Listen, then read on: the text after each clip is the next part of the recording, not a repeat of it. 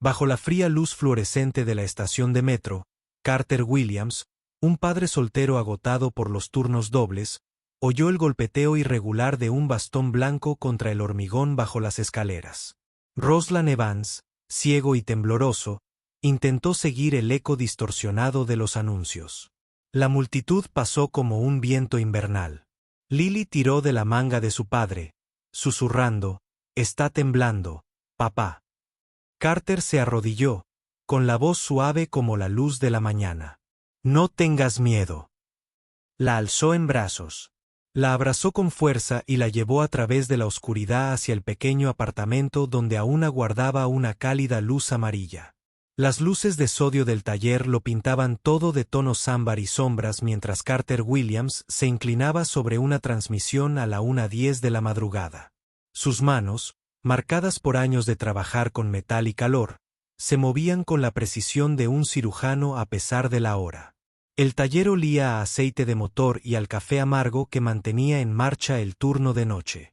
Su compañero de trabajo, Marcus, se apoyaba en un armario de herramientas mientras Carter reemplazaba con metódico cuidado un disco de embrague desgastado.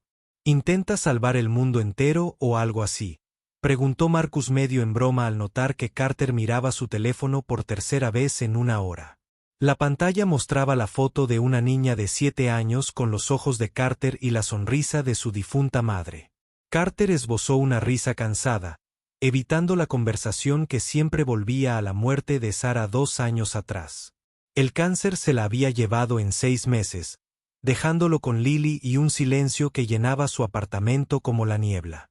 No habló de las noches en que Lily todavía preguntaba cuando volvía mamá a casa, ni de cómo había aprendido a trenzar el pelo viendo vídeos en su teléfono durante las pausas del almuerzo. El viaje en metro a casa se había convertido en su ritual. Carter cogía de la mano a Lily mientras bajaban a la estación, enseñándole el juego que habían inventado tras la muerte de Sarah. «Cuenta los pasos con el ritmo de tu corazón», le decía, y ella apretaba sus deditos contra su muñeca, acompasando cada paso al ritmo de su pulso. Era una forma de ahuyentar el miedo, de que los oscuros túneles se parecieran menos a los pasillos del hospital donde se habían despedido. Esa noche, el andén estaba casi vacío. Solo unos pocos trabajadores del turno de noche y un hombre sin hogar durmiendo en un banco.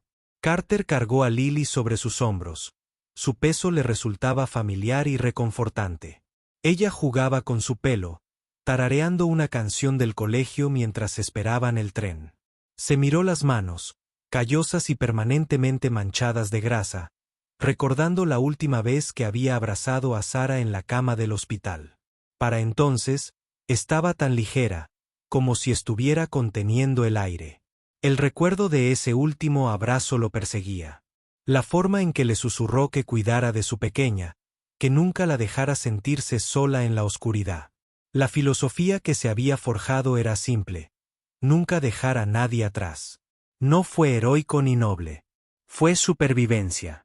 En una ciudad donde la gente pisaba cadáveres en la acera y evitaba el contacto visual en trenes abarrotados, Carter se aferró a la creencia de que pequeños gestos de cariño evitaban que el mundo se derrumbara por completo. Su padre le había enseñado eso antes de que el alcohol se lo llevara, y Carter se lo enseñaba a Lily cada día con acciones más que con palabras. Un estruendo metálico al fondo del andén lo sacó de sus pensamientos. El sonido resonó en las paredes de azulejos, seguido de una voz joven y asustada. La chica no tendría más de 19 años, su bastón blanco revoloteando frenéticamente por el andén mientras intentaba sortear las barreras de construcción que se habían erigido sin previo aviso. Un grupo de adolescentes, borrachos de cerveza barata y de su propia crueldad, había tirado un cubo de basura en su camino. Se rieron al verla tropezar. Uno de ellos arrojó una lata vacía que resonó cerca de sus pies. Se estremeció al oír el sonido, apretándose contra la pared, con la mano libre agarrando una mochila desgastada como escudo. Carter bajó a Lily con cuidado, apretando la mandíbula mientras observaba la escena. Los adolescentes ya se marchaban, sus risas se desvanecían en el túnel, dejando tras de sí destrucción como una tormenta. La chica se quedó paralizada, golpeando su bastón en pequeños círculos, intentando encontrar un camino seguro.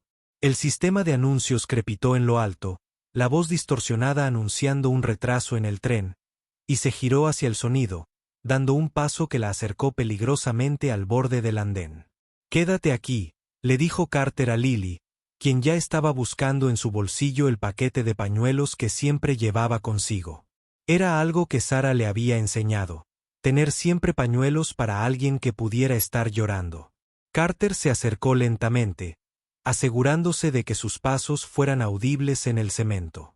«Señorita, voy hacia usted por su izquierda. El borde del andén está a 1 metro a su derecha». Su voz era tranquila, profesional, el mismo tono que usaba al guiar a los nuevos mecánicos en reparaciones peligrosas. Ella se sobresaltó al oírlo, con los nudillos blancos alrededor del mango del bastón. De cerca, pudo ver la mugre de su abrigo, la forma en que sus zapatos estaban sujetos con cinta adhesiva. Su cabello, oscuro y enredado, no se había lavado en días. Pero fue su rostro lo que lo impresionó. Joven y feroz, a pesar del miedo, con esa clase de dignidad obstinada que le recordaba a Sara en sus últimos días. «Estoy bien», dijo, aunque le temblaba la voz. «No necesito ayuda», dijo Lily, acercándose sigilosamente. Y antes de que Carter pudiera detenerla, le puso el paquete de pañuelos en la mano libre. El toque suave, tan diferente de la crueldad momentos antes, le cortó la respiración. No se apartó, sintiendo los pequeños dedos contra los suyos, cálidos y cuidadosos. «Mi papá puede llevarte por las escaleras», dijo Lily con naturalidad. «Me cargó todo el camino a casa desde el hospital cuando me rompí el tobillo. Es muy fuerte». Carter vio cómo cambiaba el rostro de la niña. Las paredes defensivas se agrietaban lo justo. Su bastón, notó, estaba fracturado a 1/3 de su altura, sujeto con cinta adhesiva que se estaba deshaciendo. La parte práctica de su mente ya estaba calculando. No podría moverse con seguridad con el equipo dañado. Los refugios ya estarían cerrados y la temperatura estaba bajando a 0. «Me llamo Carter», dijo. «Este es mi hija, Lily. Vivimos a 6 cuadras de aquí. Puedes descansar, calentarte y pensar en tu próximo movimiento. Sin ataduras, sin preguntas que no quieras responder». Se quedó en silencio tanto tiempo que él pensó que se negaría. Entonces, apenas audible por encima del lejano estruendo de un tren que se acercaba, susurró: «No tengas miedo». No estaba claro si se lo estaba diciendo a sí misma o si le pedía que repitiera lo que le había dicho a su hija antes. Carter tomó la decisión que cambiaría sus vidas. Dio un paso al frente, pidió permiso con un suave «puedo», y, cuando ella asintió, la levantó con cuidado en sus brazos. No pesaba casi nada, huesos de pájaro y cansancio, y él podía sentirla temblar contra su pecho mientras la llevaba hacia las escaleras. Lily iba delante, contando cada paso con los latidos de su corazón. El apartamento era un estudio reformado en un edificio que había visto décadas mejores. Pero Carter había llegado a casa.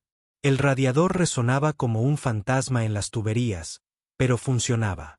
La cocina apenas tenía espacio para 2 personas, pero olía a canela de la avena que preparaba cada mañana. Una sola ventana daba a una pared de ladrillos, pero Lily había colocado luces de colores alrededor, creando constelaciones en el reflejo del cristal. Carter dejó a Rosalind con cuidado cerca de la puerta, dándole espacio para orientarse. Mantuvo la espalda contra la pared, la mochila apretada contra el pecho, con todos los músculos listos para correr. La luz del techo era intensa, así que la apagó, dejando solo el cálido resplandor amarillo de la lámpara de mesa que Sara había comprado en una venta de garaje años atrás. «El apartamento tiene forma de rectángulo», explicó, con un tono neutral e informativo.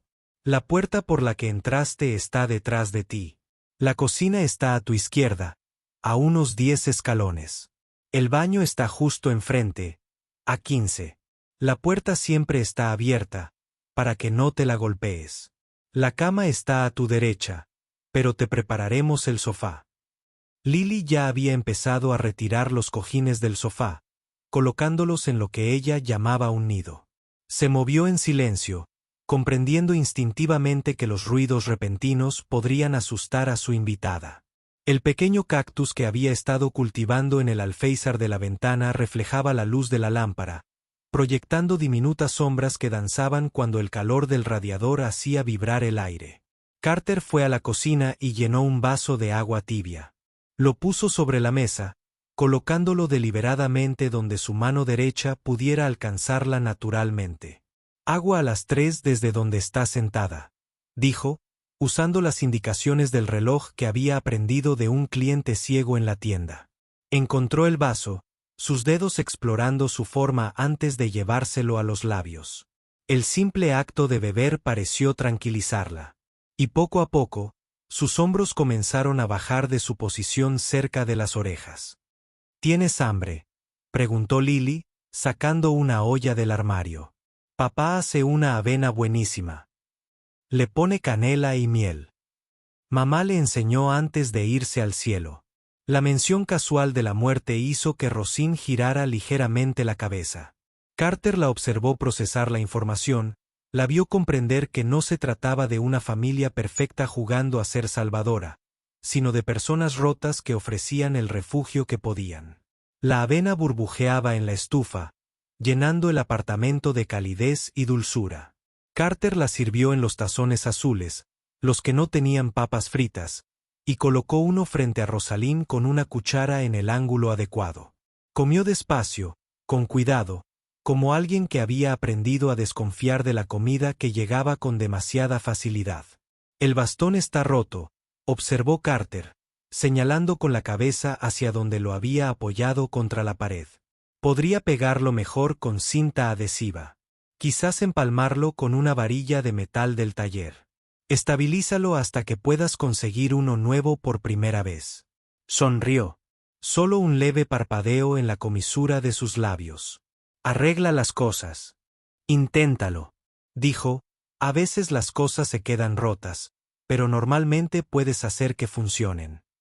Lily se había acurrucado en la silla junto a Rosalind, sin llegar a tocarse, pero lo suficientemente cerca como para compartir calor.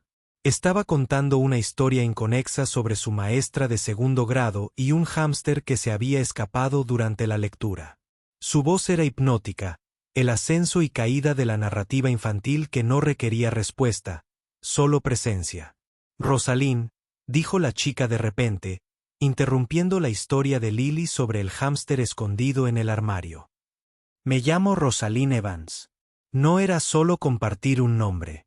Era reclamar una identidad, insistir en ser vista como una persona en lugar de un problema por resolver. La mañana llegó gris a través de la ventana, y con ella, fragmentos de la historia de Rosalind emergieron como pedazos de vidrio abriéndose paso a la superficie. Su madre había muerto por complicaciones de la diabetes cuando Rosalind tenía 15 años. Su padre, abrumado por las facturas médicas y su propio dolor, desapareció un día, dejando solo una nota que lo sentía. El sistema de acogida lo había intentado, pero una adolescente ciega era difícil de ubicar. Había cumplido la mayoría de edad a los 18 años, pasó 6 meses en un albergue de transición que era más un almacén que un hogar. Había un hombre, Clinton Cross, dijo, trazando patrones con los dedos sobre la mesa. Dijo que dirigía una organización benéfica, ayudaba a personas con discapacidad a obtener prestaciones. Estaba desesperada. Firmaba lo que él me lo pusieron delante. Más tarde descubrí que cobraba cheques por discapacidad a mi nombre y se quedaba con la mayor parte. Cuando intenté irme, me dijo que le debía alojamiento y comida. Carter sintió la familiar quemazón de la ira en el pecho, pero mantuvo la voz serena. ¿Todavía tienes esos papeles en mi bolso? Los agarré al correr. Probablemente me esté buscando, pensó Carter en Henry Flynn, su amigo del instituto que se había convertido en abogado de oficio, de esos a los que realmente les importa la justicia en lugar de las horas facturables. Quizá conozca a alguien que pueda ayudar. La foto del estante reflejaba la luz de la mañana. Sara sonreía a la cámara sosteniendo un lirio bebé en la playa. Rosalind no podía verlo, pero parecía sentir su presencia, el peso del recuerdo en la habitación. ¿Accidente de coche?, preguntó en voz baja. ¿Cáncer?, respondió Carter. Hace 2 años me hizo prometer que mantendría a Lily a salvo, que siempre la apoyaría en los momentos difíciles. Tienes suerte, dijo Rosalind. Y no había autocompasión en eso, solo un reconocimiento. Nos las arreglamos, dijo Carter, y luego tomó una decisión. Deberías saberlo. No intento arreglarte ni salvarte. Solo creo que todos merecen un lugar seguro donde descansar. Quédate todo el tiempo que necesites. Ayuda si puedes. De todos modos, Lily necesita a alguien cerca cuando estoy en el trabajo. ¿Por qué?, preguntó Rosalind. La pregunta que se había estado gestando desde la plataforma. Carter consideró sus palabras cuidadosamente porque alguien debería haberte ayudado antes de que la situación se pusiera tan mal. Porque mi hija necesita ver que no pasamos por alto a la gente en problemas porque no puedo arreglar el mundo. Pero puedo arreglar tu bastón y ofrecerte un sofá. Ella pidió que la llamaran siempre por su nombre completo, Rosalind Evans. Cada vez que, en un pequeño acto de desafío contra todos los que intentaban reducirla a un número de caso o un problema, Henry Flynn llegaba esa tarde, subiendo las escaleras de 2 en 2 a pesar del traje de su abogado. Leyó los papeles que Rosalind había guardado, con la expresión cada vez más sombría. Esto es fraude, simple y llanamente. Te hizo firmar un poder notarial que le da acceso a tus beneficios. Podemos luchar contra esto. La primera salida del apartamento se produjo 3 días después. La doctora Amanda Constance dirigía una clínica gratuita en el centro, y Henry había movido influencias para conseguirle una cita a Rosalind. El examen fue suave pero minucioso. La voz de Amanda, clínica pero amable, explicó lo que encontró. Hay cicatrices significativas, probablemente causadas por infecciones sin tratar. Lo interesante es que no estás completamente ciega. Puedes percibir la luz y la sombra, lo que significa que el nervio óptico no está completamente dañado. Con el tratamiento adecuado para la inflamación y posiblemente una cirugía más adelante, podríamos mejorar tu visión. No prometo milagros, pero hay esperanza. La farmacia era un mundo completamente diferente. Las luces fluorescentes zumbaban con juicio. Mientras otros clientes observaban al extraño trío, una mujer apretó su bolso con más fuerza cuando Rosalind pasó. El farmacéutico habló demasiado alto, como si la ceguera afectara la audición, y le entregó la receta del antibiótico a Carter en lugar de Rosalind. Puede tomar su propia medicina, dijo Carter con firmeza, devolviendo la bolsa a Rosalind. Afuera, un hombre con un teléfono había estado grabando, subtitulando su video con suposiciones sobre un hombre mayor con una niña ciega. La crueldad de los desconocidos había encontrado su nuevo entretenimiento. Estoy acostumbrada, dijo Rosalind. Pero Carter podía percibir el agotamiento en su voz. Eso no lo justifica, dijo, colocándose entre ella y el ruido de la calle, creando una barrera de seguridad. Por primera vez, Rosalind caminaba a su lado en lugar de detrás, permitiendo que su presencia se moviera. La protegió de lo peor de la ciudad. El video se volvió viral de la noche a la mañana, como suele ocurrir con la crueldad. El teléfono de Carter vibró con notificaciones que no entendió hasta que Marcus se lo mostró en el trabajo. Los comentarios iban desde elogios hasta sospechas y acusaciones directas. Su supervisor lo llevó aparte, recordándole que la tienda tenía una reputación que mantener. La insinuación era clara. Lidia con esto o busca otro trabajo, pero lo peor aún estaba por venir. Clinton Cross apareció en la puerta del apartamento 2 días después, con ese traje barato que denotaba respetabilidad a quienes no se fijaban bien. Tenía papeles, documentos de aspecto oficial, y una sonrisa que nunca se le escapó. La señorita Evans está bajo mi cuidado, dijo con suavidad. Soy su cuidador registrado. Está albergando a una adulta vulnerable sin la debida autorización. Podría hacer que la arrestaran por secuestro. Carter mantuvo su cuerpo en el marco de la puerta, bloqueando la entrada. Tiene 19 años. Puede elegir dónde quedarse. No si la han declarado incompetente, dijo Clinton, agitando los papeles, que sí los tiene. Firmó los documentos ella misma. Detrás de Carter, Rosalind temblaba, respirando entrecortadamente. Lily la había abrazado por la cintura, sujetándola como si pudiera salvarla solo con Will. «Trae a Henry», le dijo Carter a Lily en voz baja, sin apartar la vista de Clinton. Henry llegó en menos de una hora. Revisó los documentos con la misma atención que hizo que Clinton se revolviera incómodo. «Son fraudulentos», anunció Henry. La evaluación de competencia nunca se presentó ante el tribunal. El poder notarial tiene inconsistencias que sugieren falsificación, y ya he presentado una petición de emergencia para que estos documentos se suspendan en espera de una investigación. La cara de Clinton se puso roja, luego blanca.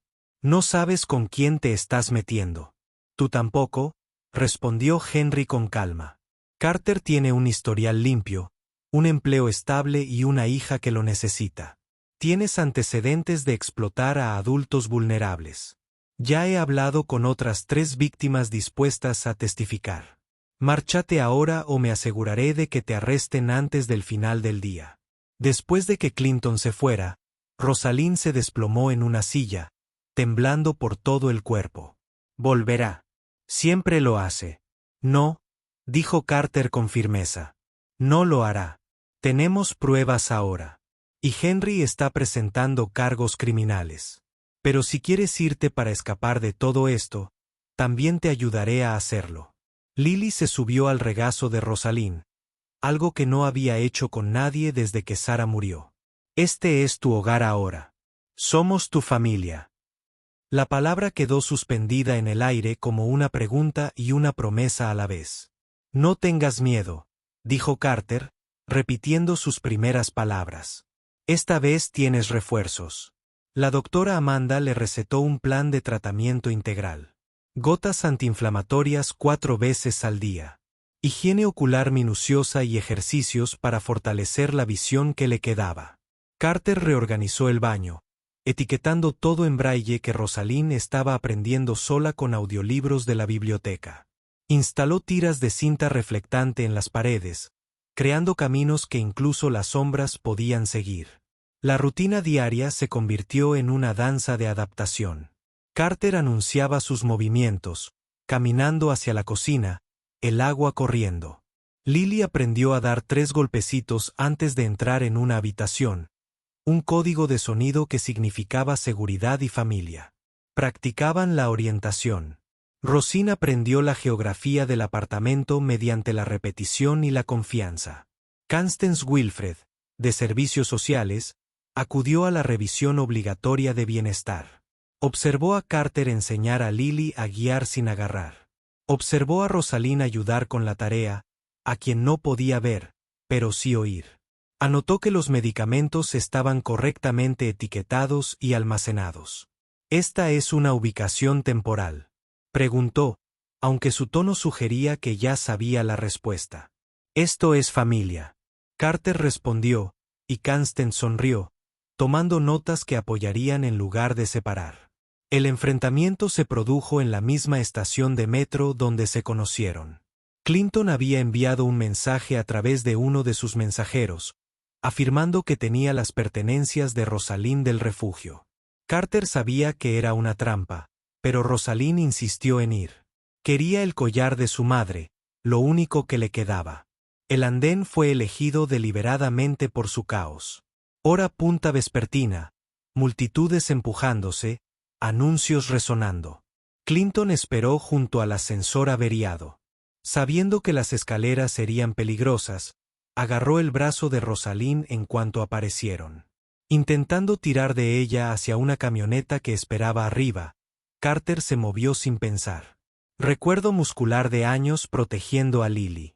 Sujetó la muñeca de Clinton, aplicando presión en los puntos nerviosos que había aprendido en la clase de defensa personal que había tomada después del diagnóstico de Sarah, cuando se dio cuenta de que criaría a su hija solo en la ciudad. Clinton gritó, atrayendo la atención de los pasajeros que sacaron sus teléfonos y lo grabaron todo. 3 toques, gritó Carter, y Rosalind respondió al instante, poniéndose a salvo contra la pared. Lily montaba guardia, con su pequeño cuerpo feroz. Con protección. La policía llegó y encontró a Clinton en el suelo, a Carter de pie tranquilamente a su lado y decenas de videos que mostraban el intento de secuestro. Henry apareció con la orden judicial, enviada por fax momentos antes, retirando oficialmente la autoridad de Clinton sobre Rosalind. «Me tendiste una trampa», gruñó Clinton mientras lo esposaban. «No», dijo Carter en voz baja. «Llevas años explotando a personas vulnerables. Solo nos aseguramos de que todos lo vieran». Mientras se llevaban a Clinton, Rosalind extendió la mano y encontró la de Carter sin que nadie la guiara. Era la primera vez que ella iniciaba el contacto. Y él sintió la confianza en ese gesto como un peso físico. Los videos de la plataforma contaban una historia diferente a la de los primeros. Estos mostraban a Carter protegiendo, no tomando, defendiendo en lugar de explotar. La opinión pública cambió como el viento. El dueño de la tienda llamó para decirle que el trabajo de Carter estaba asegurado, que estaban orgullosos de contratar a alguien con integridad. Empezaron a llegar las donaciones. Pequeñas cantidades de desconocidos que querían ayudar. El horario de Carter se estabilizó. El dueño de la tienda, impresionado por la publicidad y el carácter de Carter, organizó sus turnos para permitir citas médicas por la mañana y tiempo en familia por la noche. La rutina se volvió sagrada: desayuno juntos, el turno de Carter, cena en familia, tareas y ejercicios para la vista, cuentos para dormir que Rosalind podía seguir solo con la voz. El progreso médico fue lento. La inflamación disminuyó semana tras semana. La doctora Amanda programó consultas con especialistas quirúrgicos, desarrollando argumentos para el procedimiento que podría restaurar la visión parcial. Cada pequeña mejora era celebrada. Rosalind distinguía formas siguiendo el movimiento, identificando colores con luz brillante. La mesa del comedor se convirtió en su lugar de reunión. Espaguetis con salsa marinara, la receta que Sara había perfeccionado y Carter había memorizado. Desarrollaron su propio ritual, pasando platos con indicaciones verbales, describiendo colores y texturas, convirtiendo la comida en una experiencia sensorial completa. El juego de contar también evolucionó, con los 3 ritmos golpeando la mesa, creando música improvisada con latidos y esperanza. «Cuenta la historia otra vez», pedía Lily, y Carter describía la noche en el metro. Cada relato, añadiendo detalles, convirtiendo el trauma en triunfo, el miedo en leyenda familiar. El quirófano era de un blanco brillante, una ceguera diferente. Carter sostuvo la mano de Rosalind hasta el último momento, susurrando: «No tengas miedo. Lily y yo estaremos aquí». La sala de espera se convirtió en su hogar temporal. Carter le enseñó a Lily a hacer grullas de origami con páginas de revistas, cada una con un deseo de sanación. 4 horas se extendieron como años, interrumpidas solo por el gorgoteo de la máquina de café y el lejano sonido de los ascensores que llegaban. La doctora Amanda salió todavía con el uniforme quirúrgico, su sonrisa visible incluso a través de la mascarilla. «Salió bien, mejor de lo esperado. Las cicatrices fueron menos extensas de lo que pensábamos. La recuperación llevará tiempo, pero el pronóstico es prometedor». Se les permitió entrar en cuanto Rosalind despertó. Estaba aturdida, desorientada, con vendas en los ojos, pero su mano encontró la de ellos inmediatamente. La familiar geometría de la familia. Durmieron por turnos en las incómodas sillas, manteniendo un contacto constante. Una cadena de regalos que decían más que las palabras. 3 semanas después, llegó el momento. La doctora Amanda retiró cuidadosamente las vendas en una habitación en penumbra, indicándole a Rosalind que mantuviera los ojos cerrados inicialmente. La habitación contuvo la respiración mientras ella abría los ojos lenta y cuidadosamente. Al principio, solo luz y sombra, como antes. Luego, empezaron a surgir formas de la confusión.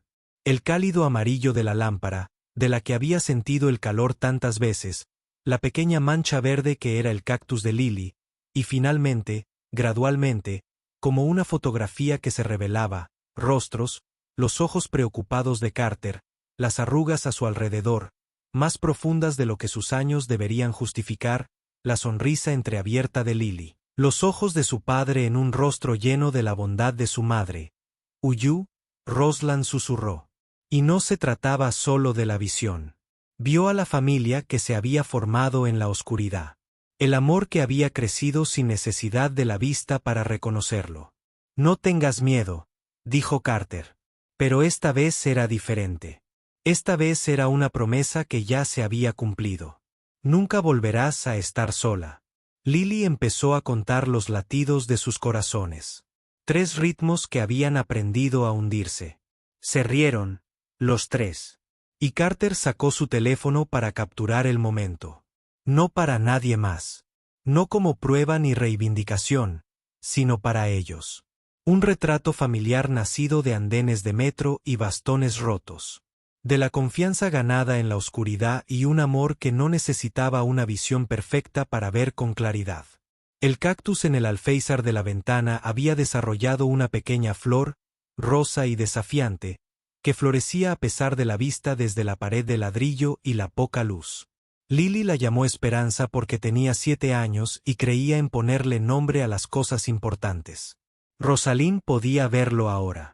Este pequeño milagro que Lily había estado cuidando, esperando a que ella lo presenciara. Caminaron juntas a casa desde el hospital. Tomando el metro por simetría. El andén se veía diferente a la luz de la tarde, menos hostil, más parecido a lo que era, un lugar donde los viajes empezaban y terminaban. Carter no necesitaba cargar a nadie esta vez. Caminaban uno al lado del otro, Lily en medio, de las manos unidas como cadenas de papel.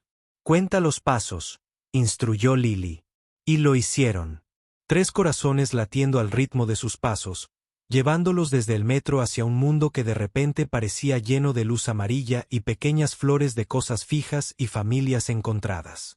El coraje que descubrieron no fue estridente ni dramático. Fue la decisión diaria de confiar, de tender la mano en la oscuridad, de decir no tengas miedo y decirlo en serio.